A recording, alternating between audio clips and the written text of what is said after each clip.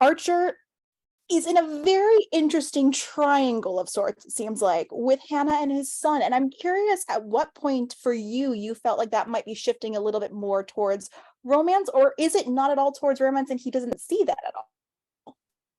Do you think I'm going to actually give it away? You're crazy. Look, I think, for a character like Dean Archer, where love doesn't come easily to him or from him, he's very hesitant to think in those terms, even though from the outside it looks like it's something that would happen organically. He and Hannah both have major trust issues. Hard for them to be vulnerable to a world that has, in some ways, betrayed them. And she in her way, and he in his, and certainly Sean in his way. I mean, and so it's funny how people are thrown together in certain shapes and situations, and immediately, oh wow, it looks like this. It's a lot more complicated than that. It's hard for them to go with the flow, and I think the audience will respond to that in a way and say, "Oh my God, I know it's going to happen."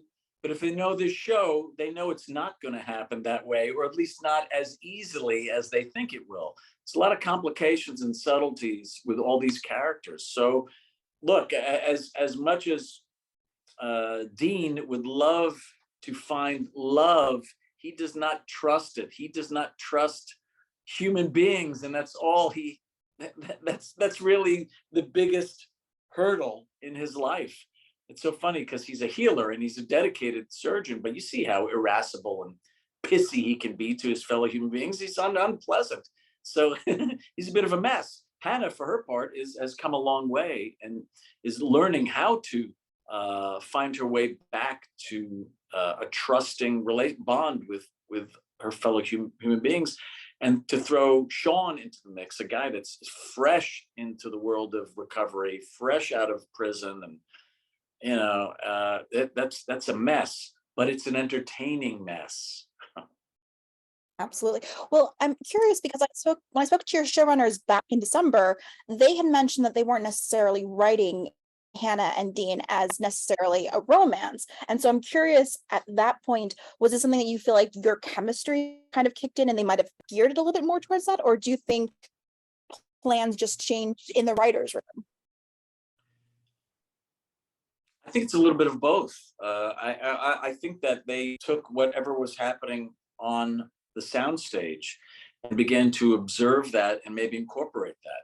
I would be lying if I said that I and myself and Jesse had not been in kind of light passing discussions with some of the writers about the possibilities, because we like to know where we're going and what the trajectory is, and in spite of that, those things often change in spite of wanting to know. So there's been a gradual evolution of where these characters are heading. And it's that type of not knowing that is a little exciting, a little frustrating. And I think that's the same for the writers too. I think they're not entirely sure where we are going, but there's enough dynamism and enough subtlety and possibilities in our characters that will allow them to take us into places that aren't necessarily foreseen or expected. Absolutely. Well, one of the things obviously that Dean has been dealing with all season is his health. How much is his physical well-being coming into play in these final two episodes? And what can you tease about how he's handling that? Yeah, it comes into play a lot. This is a guy that finds difficulty in being vulnerable. He finds difficulty in asking for help.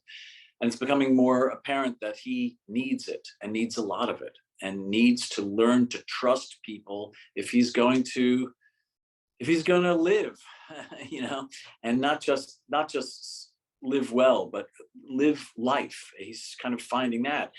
And while it's been great to be reunited with his son who has presented himself as a possible candidate, right, for kidney replacement, is also having some issues, and that complicates things. It's not an easy process under the best of conditions. Well, with these particular characters, you can just imagine that it can be challenging.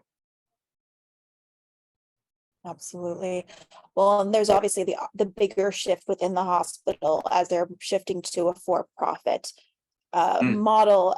What can you share about how Dean is fighting against that in these final couple episodes? Yeah, he finds that whole idea offensive. You know, here's a guy that saw a lot of action uh, in wartime and has found in a very apolitical way, because we don't know necessarily what his politics are, but he knows that.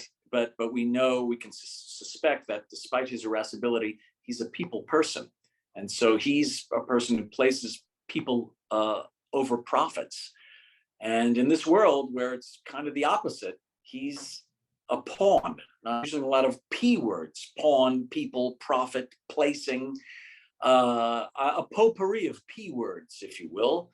And that's not on purpose, but I'm just probing the potential. Anyway, what I'm trying to say is that he has trouble with it. He's got a problem with 2.0. It perturbs him. But he's got to do. He's got to do what he's got to do. It's his only opportunity to continue to work and to be of value. Pardon.